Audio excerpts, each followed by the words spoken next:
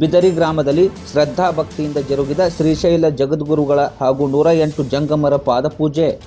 ಬಾಗಲಕೋಟೆ ಜಿಲ್ಲೆಯ ಜಮಖಂಡಿ ತಾಲೂಕಿನ ಬಿದರಿ ಗ್ರಾಮದಲ್ಲಿ ಸಿದ್ದರಾಮಯ್ಯ ಶ್ರೀಶೈಲ ಗಣಾಚಾರಿ ಇವರ ಪರಿವಾರದ ವತಿಯಿಂದ ಜಂಗಮ ತೃಪ್ತಿಗಾಗಿ ಶ್ರೀಶೈಲ ಜಗದ್ಗುರುಗಳ ಹಾಗೂ 108 ಜಂಗಮರ ಪಾದಪೂಜೆ ಕಾರ್ಯಕ್ರಮವು ಶ್ರದ್ಧಾ ಭಕ್ತಿಯಿಂದ ಜರುಗಿತು.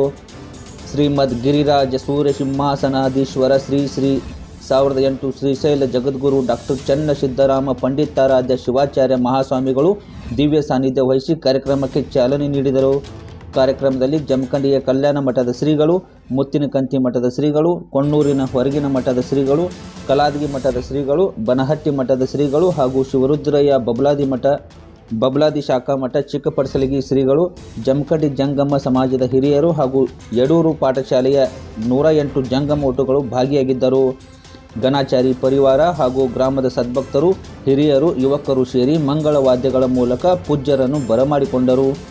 ಬಿದರಿಯ ಮಲ್ಲಯ್ಯನ ದೇವಸ್ಥಾನದಲ್ಲಿ 108 ಜಂಗಮ ವಟುಗಳ ಪಾದಪೂಜೆ ಭಕ್ತರು ಶ್ರದ್ಧಾ ಭಕ್ತಿಯಿಂದ ನೆರವೇರಿಸಿದರು. ಶ್ರೀಶೈಲ ಜಗದ್ಗುರುಗಳು ಜಂಗಮರ ಪಾದಪೂಜೆಯ ಮಹತ್ವದ ಕುರಿತು ಆಶೀರ್ವಚನ ನೀಡಿದರು. ಇನ್ನು ಇದೇ ಸಂದರ್ಭದಲ್ಲಿ ಬಿದರಿ ಗ್ರಾಮದ ಹಿರಿಯರಾದ ಸುಭಾಷ್ ಸಾವ್ಕಾರ್ ಸೇರಿದಂತೆ ಗ್ರಾಮದ ಗುರು ಹಿರಿಯರು ಹಾಗೂ ಪ್ರಮುಖರು ಉಪಸ್ಥಿತರಿದ್ದರು.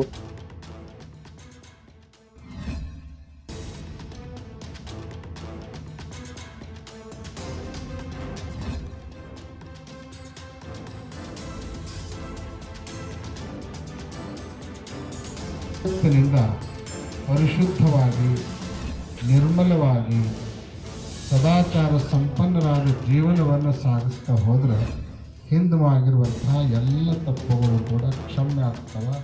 ಅವು